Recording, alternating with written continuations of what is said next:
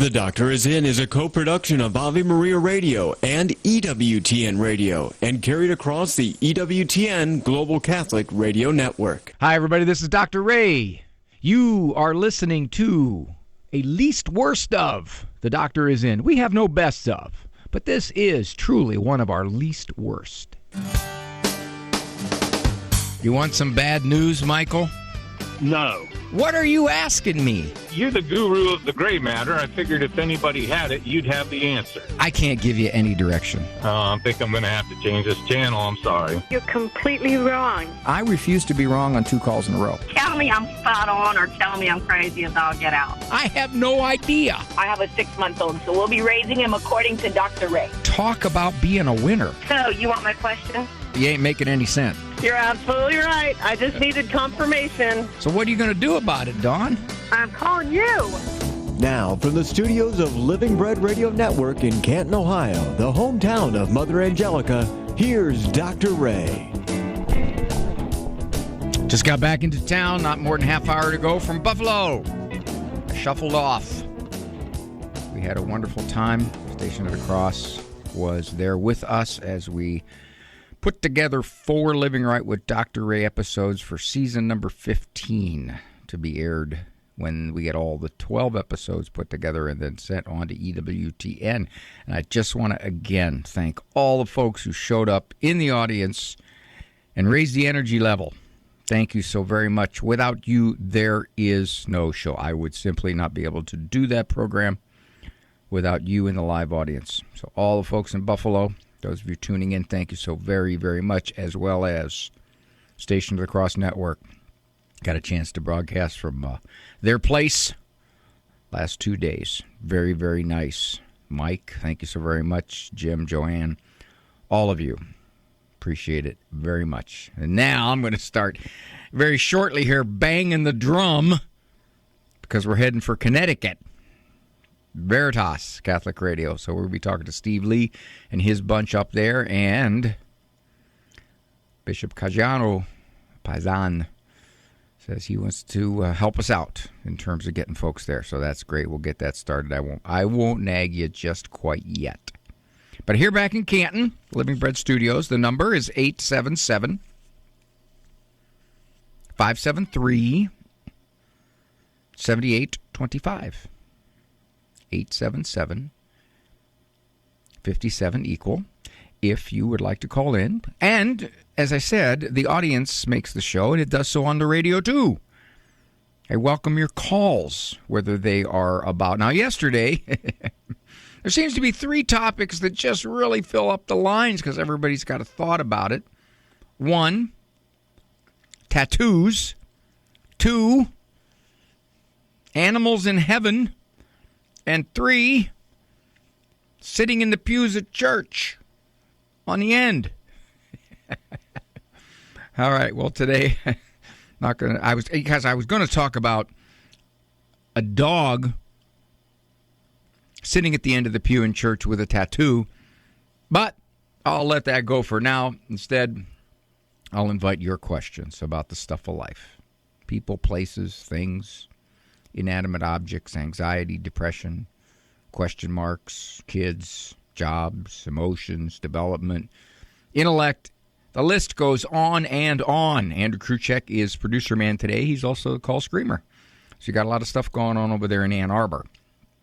We would love to hear your calls about the stuff of life. Or if you have a question like yesterday, people called in with a lot of helpful thoughts and ideas and welcomed them.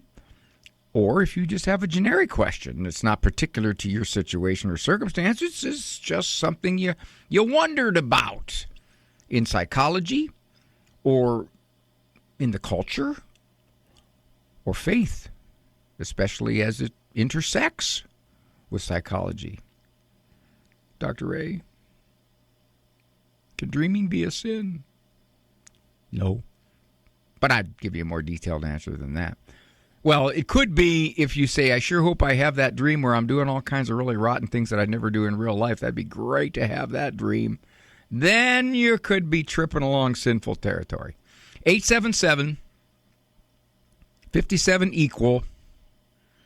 That is the number. Want to hear from you. Not unusually, starting out like Tom Jones here, it's not unusual. Parent will come into my office for a discipline matter, or more than a matter, a style, discipline problems. They'll say things like this. I'm disciplining him constantly. I'm on him all the time. He doesn't listen. He's just disobedient. Various ways to describe the dynamic of this child misbehaving and the parent thinking that the child is impervious to discipline because they feel like that's all they do. So, do I dispute them? Do I say, well, no, you're not doing that? No, I wouldn't have any credibility. I'm not in their home. I can't simply say, I don't believe you. You have a false perception of your discipline effectiveness. No, come on, that's not cool. So I twick them. That's what I do. I twick them. I say, well, okay, let's do a little experiment. How many times a day on average would you say that this child misbehaves? Now, I have to define misbehavior. You can't just have a generic misbehaves. You ask him to do something, and he ignores you. And if you ask him 3 times, and he ignores you 3 times, that is 3 pieces of misbehavior. Or he torments a sibling. Now, in any sibling quibbling bout, you could have 5, 6, 7, 8, 9 pieces of misbehavior. And you try to stop him. You've warned him. Leave her alone. You guys don't have to be in the same room. If you can't play together, I'm going to take it. Whatever it is. You warn him and you say something, but nevertheless, he's done this. Or he sneakily does something. As I talk about all the possible ways that little Conan can misbehave, the parent says, that's it. Yeah, it's going to be hard to count that. Yeah, you could. Yeah, I don't know. It's a lot. It's a lot. I'll say, how about 20 a day? I don't think so. That's too much. Now, I say, wait a minute. If he's awake 15 hours, so say it's a Saturday, he's awake 15 hours. That's just a little over 1 per hour. Oh, it's more than that. It's more than that. I'll tell you what I'm going to do. I'm going to give you just 20. 20 a day on a day that he's there all day. Second part of the equation. How many times a day does this child get disciplined? And again, I have to define discipline. It's not a warning. It's not a nag. It's not a threat. It's not a remind. It is an actual consequence. Something happens. He goes to the corner. He goes to his room. He writes an essay. He puts his head down at the table. He has extra chores. He does push-ups. Whatever. There is a consequence, a tangible, observable consequence. And here's the other condition. He accepts it. In other words, you tell him to go to the corner, and this evokes a 12-minute resistance where you have to threaten him to get him into the corner. You have to threaten to take away a whole bunch of privileges, or you put him there and hold him there. In other words, he's not accepting it. They'll go, oh,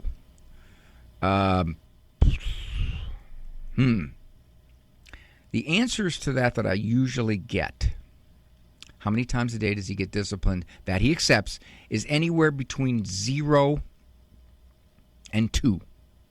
Now think about it. You know this too. If you're having a discipline problem with a kid, no matter what his age, it's unlikely that he's going to actually experience a consequence of some type more than twice a day.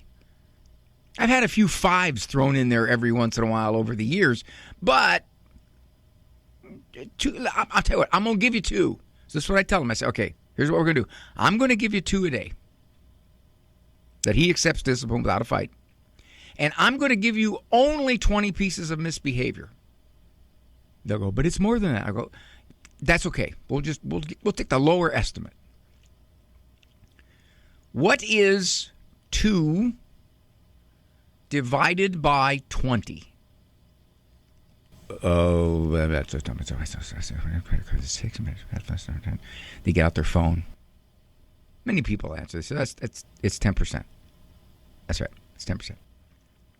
That is your discipline consistency level. 10% of the time that he misbehaves, there is a consequence. There's a result. There's discipline. Nothing works 10% of the time. The other 90% that makes you feel like you're on him constantly and you're disciplining him is the illusion of discipline. It's words. It's arguing. It's tone. It's threats. It's yelling. It's frustration.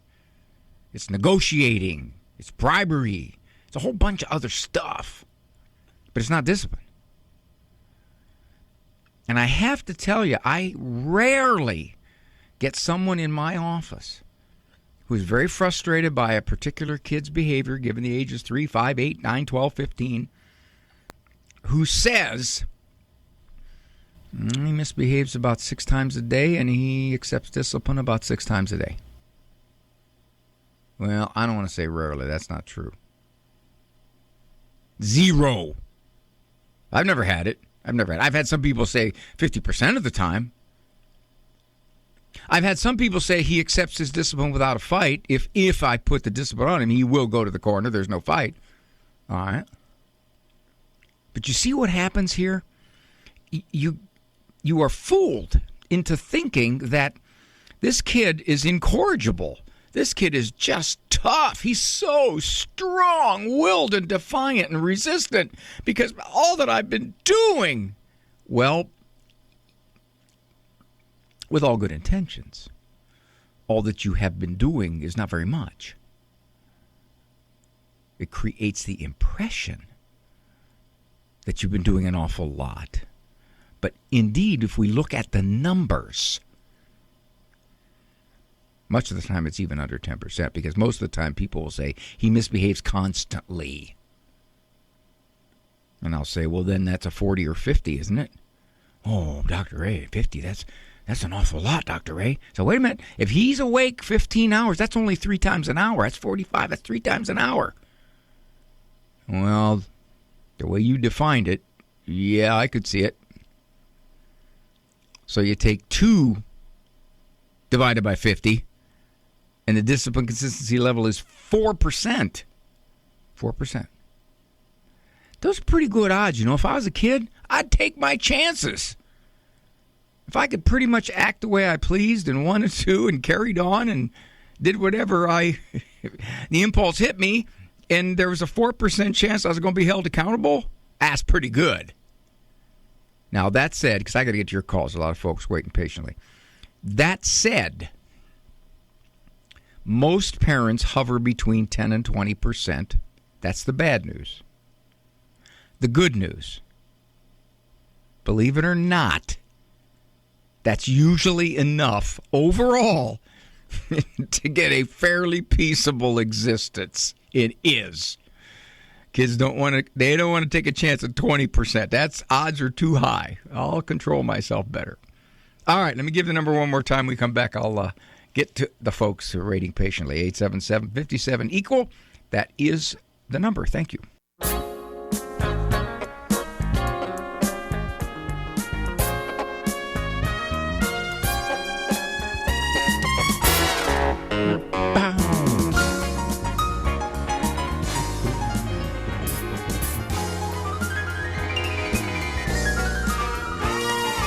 Very nice to be with you. I appreciate it so very, very much. I appreciate the calls. All right, let's take them one at a time. Katie from Nashville, Tennessee. Hi, Katie. Hi, Ray. Thanks for taking my call. You're more than welcome. So I probably should give a little more back history than what I gave just a general question to your call screener. Sure. I have a 19-year-old son. We've been homeschooling for a plethora of reasons. We've kind of extended things a bit, so he's finishing up his senior year courses, just some things lingering. He had always wanted to be a priest since he was little, and a year ago, about a year and 3/4 ago, I guess, he let us know he met a girl online who, at that time, he was 18, she was 15.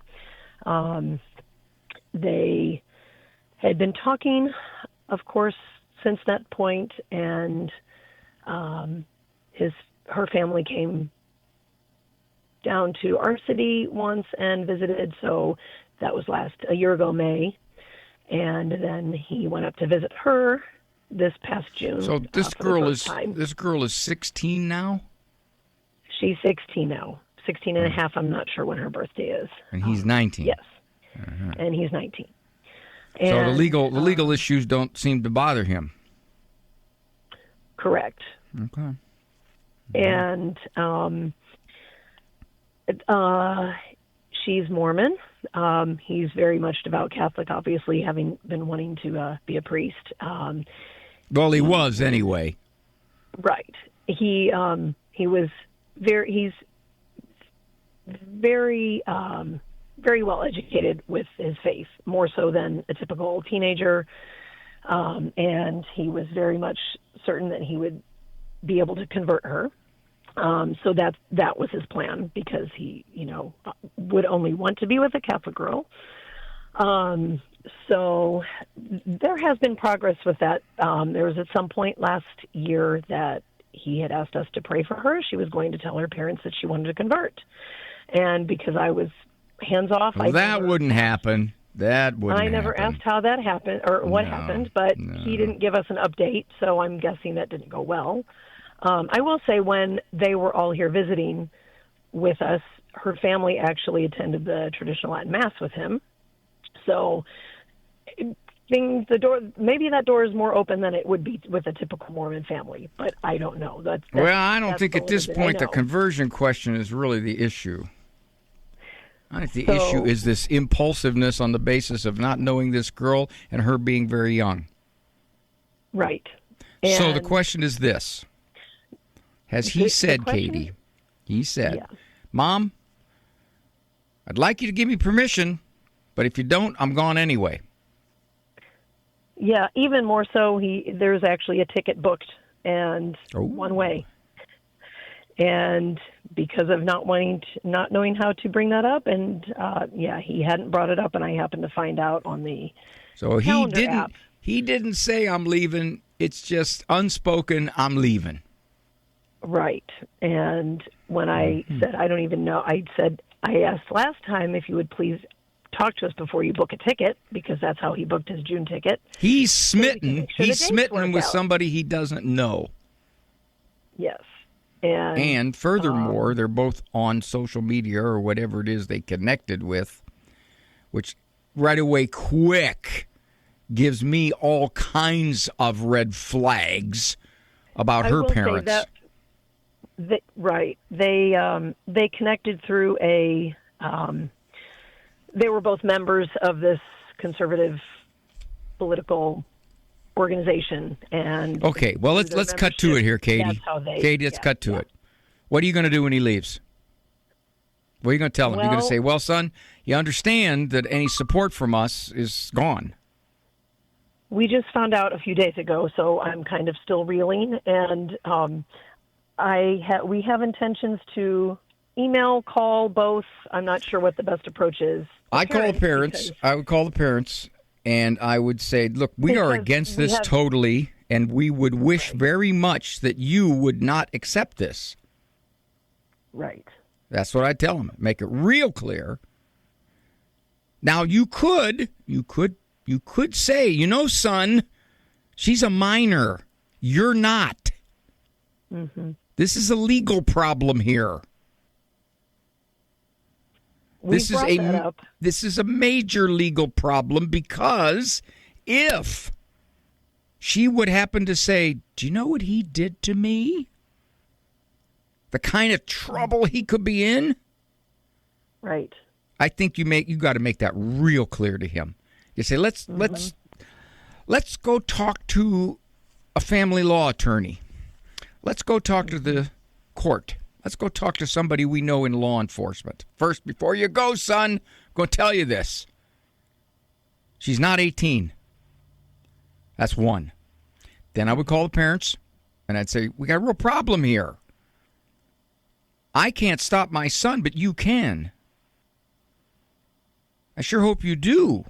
There's legal ramifications here. And then I would also want to know if, in fact, they agreed to this, or he's just saying it, that, in fact, they're going to spring it on him. Oh, yeah. Oh, you met this really nice conservative guy, yeah. Oh, this is great. He can come and live with us. Which makes me wonder about them. Mm-hmm. So that's what I would do, Katie. But in the end, if he walks out and he says, "I'm just doing this, Mom," because he's smitten with this girl, he's just not thinking at all, you may even be able to say to him, "Look, son,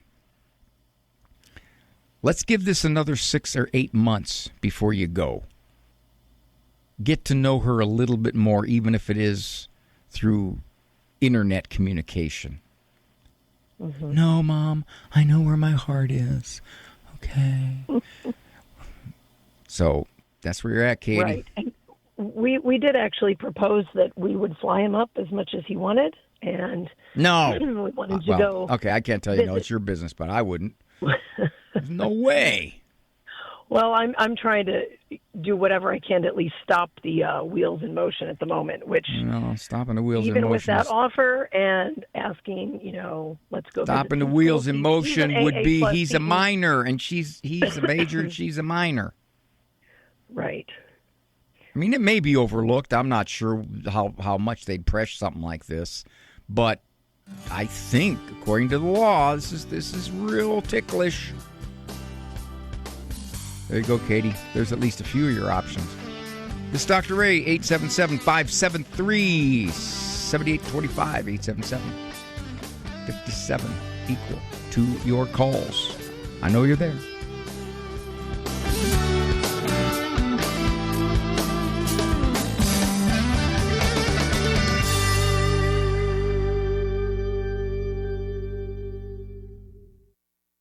Hey, you're listening to the Willie's Worst of the Doctor Is In with Dr. Ray Guarendi.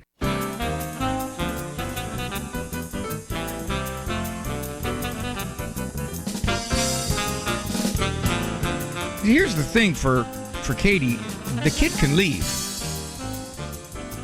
but he is definitely risking trouble. If, in fact, these parents are okay with some unknown 19-year-old coming and living in their home, I'd have all kinds of questions about the parents.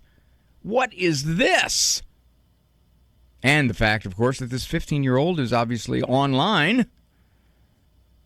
And the fact that they don't know each other at all, other than whatever communication they did via the written, typed out, forgive me, that's an old term, I don't know what you call it, clicked out messages, all kinds of stuff there.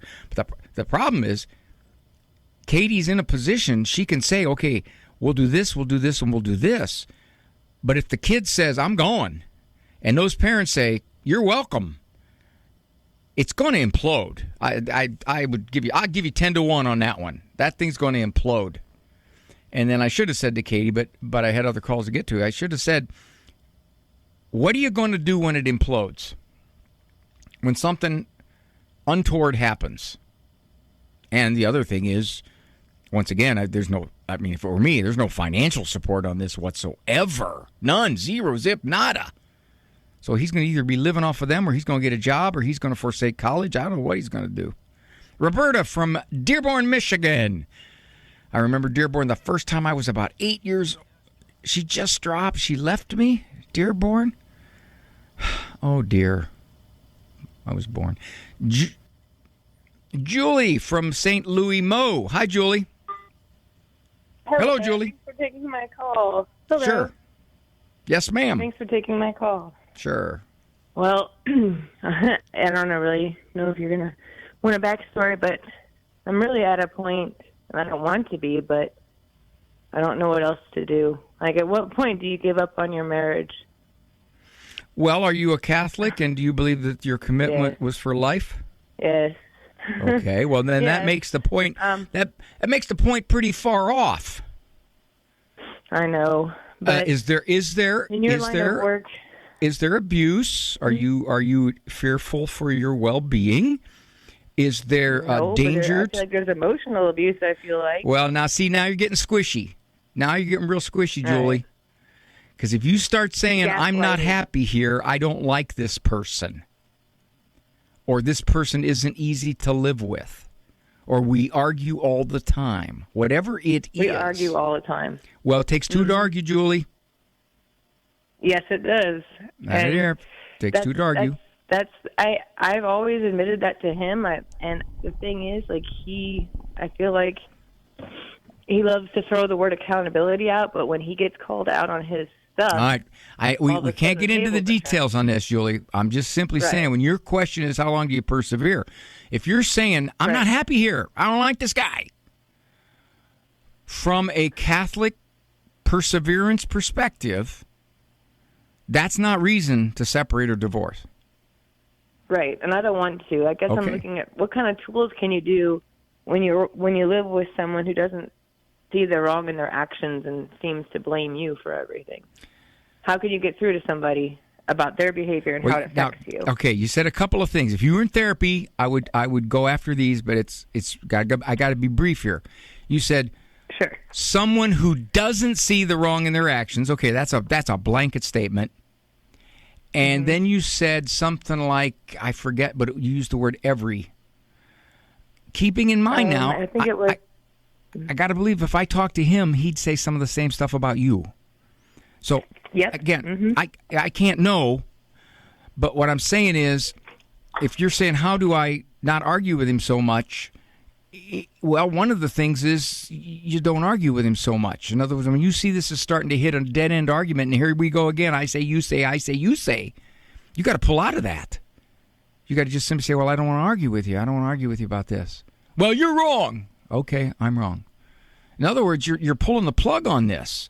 Because if you sit there and you start pounding away at how he's wrong and how he doesn't see it your way and he needs to open up, and that may very well be. You may get 100 people to say 98 of them says Julie's the one that's in the right. That's fine. But if he's not going to budge, that doesn't do you any good at all. So what I would suggest is you decide how much are you entering into this kind of friction, and you're going to figure out how to pull out of some of it. You're not dumb. You know how to stop arguing. You know how to say, I don't want to argue anymore. You know how to say, well, okay, I can give on that. You know how to say, well, I don't think I did that, but I'll apologize. Whatever you want to do. I mean, I can't give you one blanket formula because obviously these kinds of arguments you get in have all kinds of details to them. But you're the one, because you can't change him, only through changing you. And if you say, how long do you persevere in a marriage? The number one reason people divorce is, I don't like you anymore. That's number one reason. You're hard to live with. You're critical. You're scolding. You don't see where you're wrong. You're not giving enough. And that may all well be true.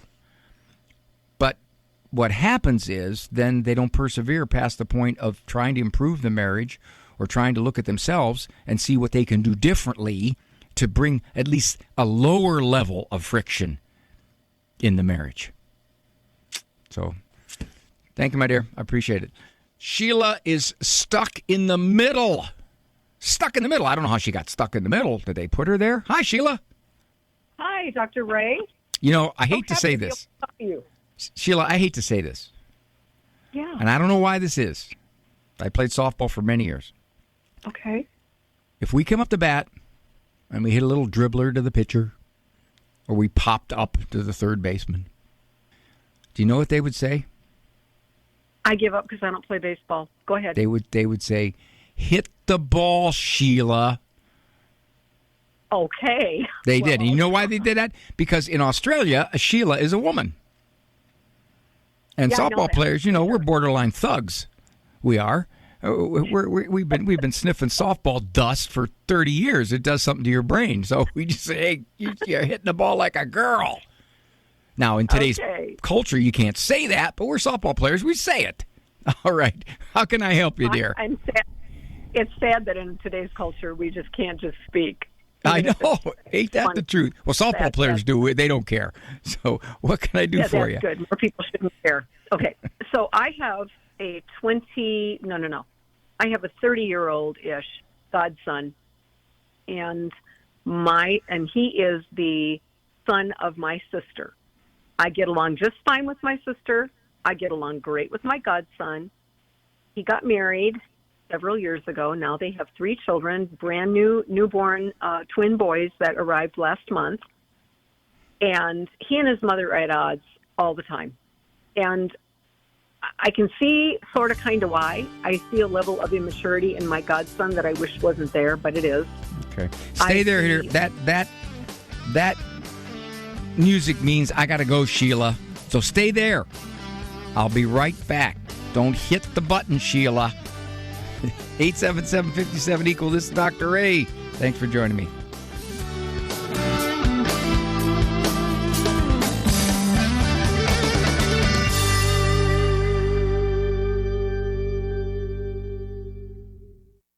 You're listening to the least worst of The Doctor Is In with Dr. Ray Guarendi. So please, no calls at this time.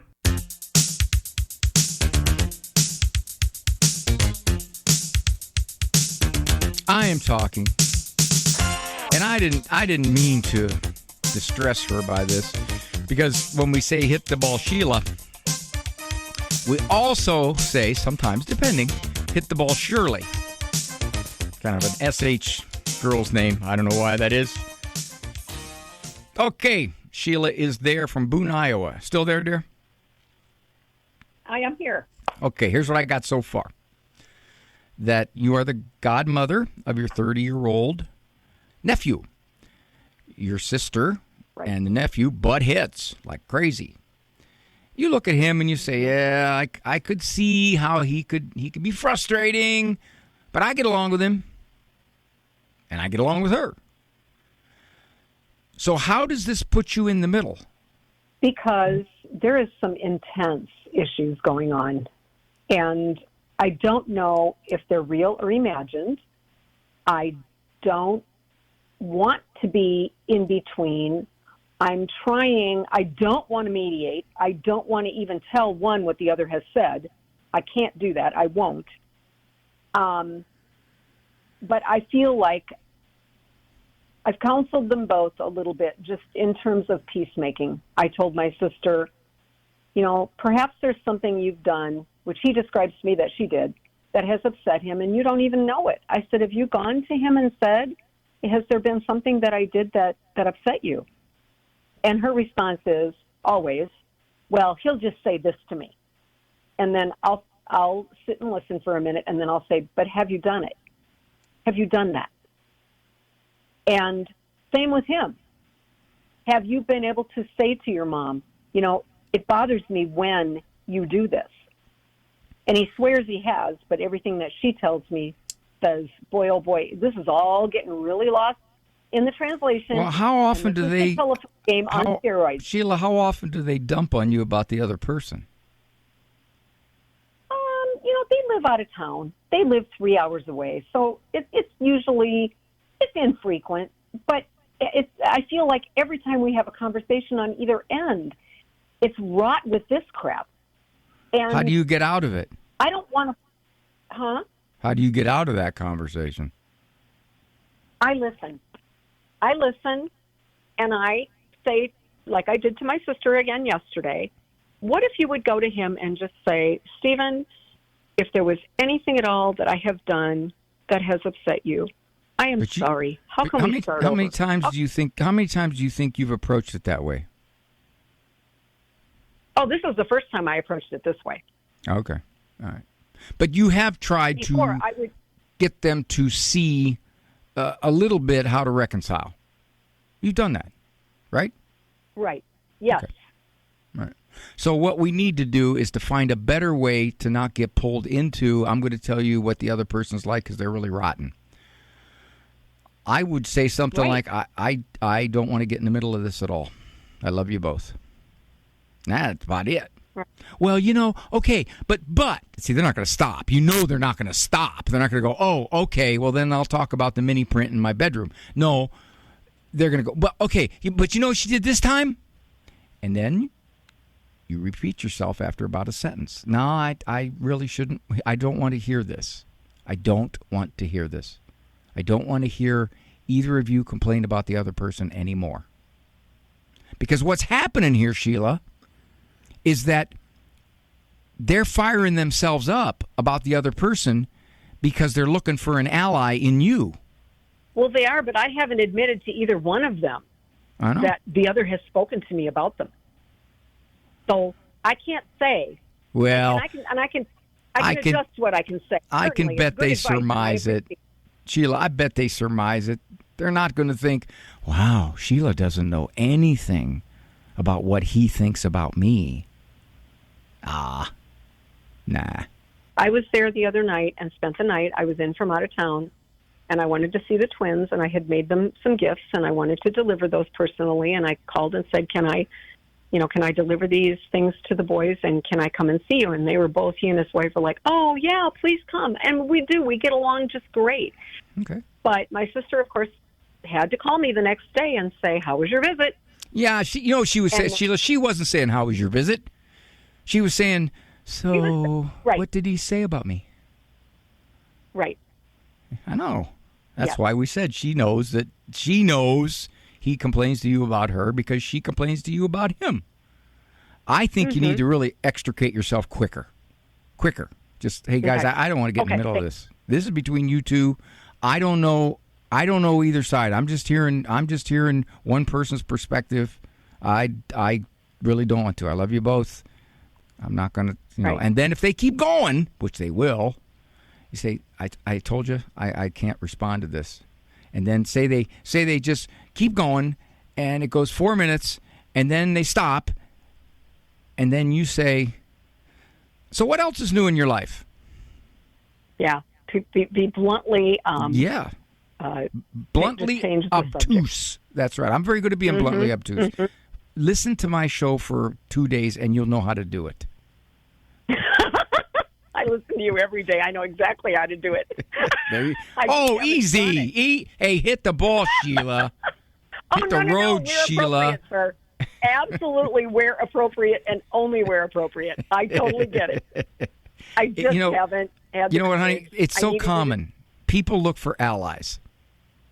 And if they're in some kind of friction-filled relationship with another person, especially within the same family, I'm going to tell you what they're really like. I'm going to tell you their latest. Mm-hmm. And that's what happens. And little do they know, I've been alive longer than both of them. I know what they're both like. What I really want to say is, do you take me for stupid? Yeah, I know. I got problems with both of you, so be quiet. No. Oh, shut up. Oh God, that's funny. Yeah, pull out of it quicker. Yeah, honey, pull out of it quicker. Otherwise, you'll just get reeled in. Yeah. Thanks, Sheila. And I am not going to ever say hit the ball, Sheila, anymore. I'm not. Well, you can say it to somebody else named Sheila, but it goes over my head. That sounds good. Thank you, dear. Bye. Yeah, it's okay. We softball players, we're kind of semi-thugs. It's true. My brother, when he met his wife, her dad found out that my brother Mike was a softball player. Like with me, we played together for years and very, very inveterate. We were into it big time. Okay, tournaments, state tournaments, national tournaments. We were all that stuff. And he found out that this guy that she's gone out with a few times plays a lot of softball. And that in and of itself made him nervous. because he had this stereotype of softball players, which is not totally inaccurate, as most stereotypes are not totally inaccurate, or they wouldn't have become stereotypes to begin with. 877-573-7825. There's a couple of questions up there off air, but I would welcome you on air if you'd like to call in now. We still got some time. Take a break and then a few more minutes. This is Dr. Ray. Dr. Ray has more great advice coming up. Don't go anywhere. And that's a doctor's order. You are listening to a least worst of. The doctor is in. We have no best of.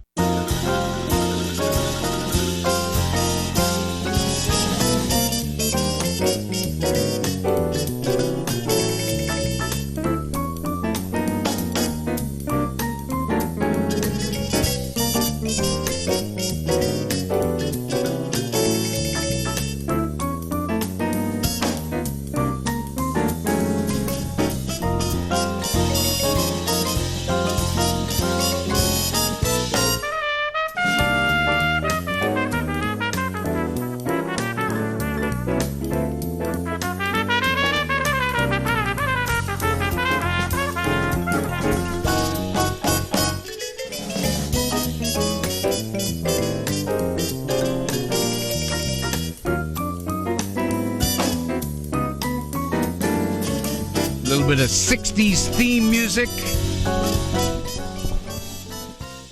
I think they got me on my trivia team for questions from the 60s, but since these young people who write these trivia questions were born in 1997,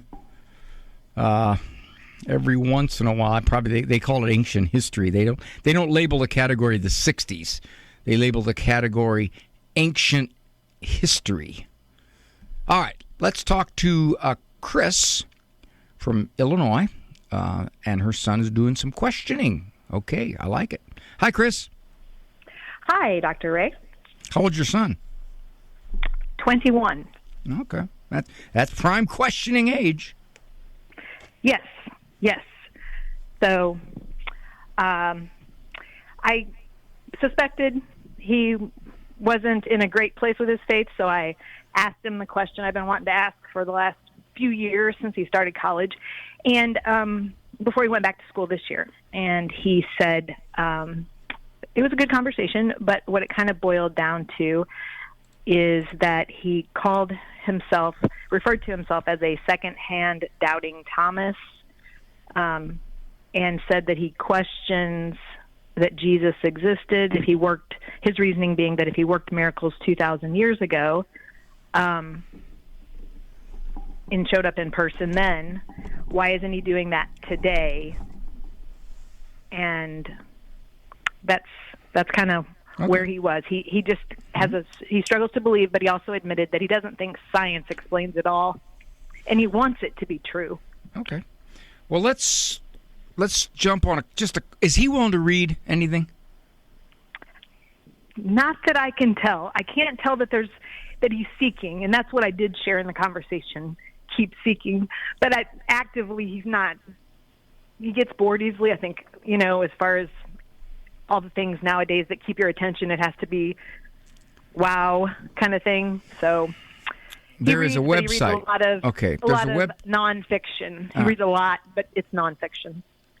Sorry, I said the wrong word. It's fiction. Okay, gotcha. That's what I meant to say. There's a website. Sci-fi by Father Robert Spitzer.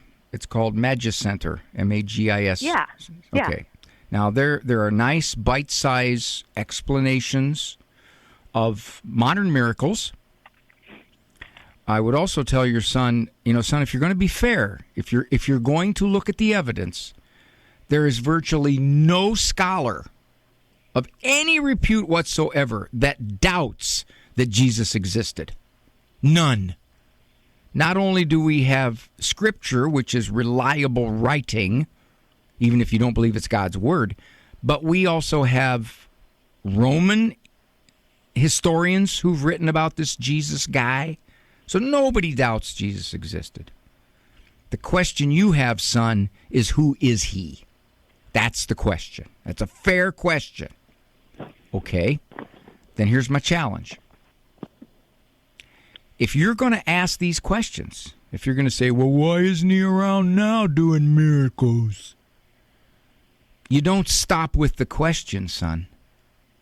If you have any kind of intellectual honesty, if you ask a question, you seek an answer. If you don't like the answer, then you doubt. But you haven't even sought any answers. Yes, and that's where I said you need to keep seeking. That's where I ended the conversation. But he's not seeking. No, you know what he's hearing. He's not. But how do I? What he hears you saying, Chris, is, well, you need to keep asking questions. No, because he can ask a million questions. He's not seeking any answers.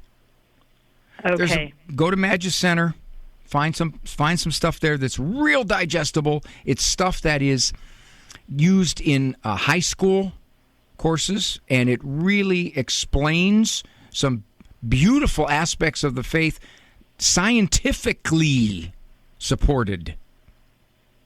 Tell him to go to shroud.com. That's a website that really scientifically dives into the shroud. Okay. Tell him to look into the latest of the Eucharistic miracles. There's a couple of them that are really potent. Buenos Aires. We had one at our parish. We had a traveling kind of display, the same one that was at in Indianapolis this summer, and we took him with us. But knowing I didn't your see an son, impact. what he would do is he'd go, oh, that's 34 of them. Yeah, okay, everybody's got a Eucharistic miracle. That's what he would do. So we walked around as a family and looked at him, but I think he was just kind of That's what he would bored. do. Right. He's not even looking at it. But there are a couple, like the Buenos Aires miracle. Look that up. That's recent, 1996. That has been studied up one side and down the other by atheists in New York. Scientists who said, you know what? I can't explain this. This is living heart tissue. And what'd you do? Did you tear it out of some guy's chest? So you challenge him. You say, okay, son, if you want to doubt all this, you're playing fast and loose with your soul. But if you want to do this, at the very least, for your own soul's sake, you want to seek answers. If you don't like the answers, then you go, okay, I don't want to believe. I had a priest on the TV show yesterday. He was an atheist, scientist, and he said, before I completely give up on religion, I'm going to see what I'm leaving. And he explored. This is Dr. Ray. I got to run. Walk with God. For information on Dr. Ray's presentations, books, and CDs, visit drray.com and follow him on Facebook and Instagram. The Doctor is In is a co-production of Ave Maria Radio and EWTN Radio and carried across the EWTN Global Catholic Radio Network.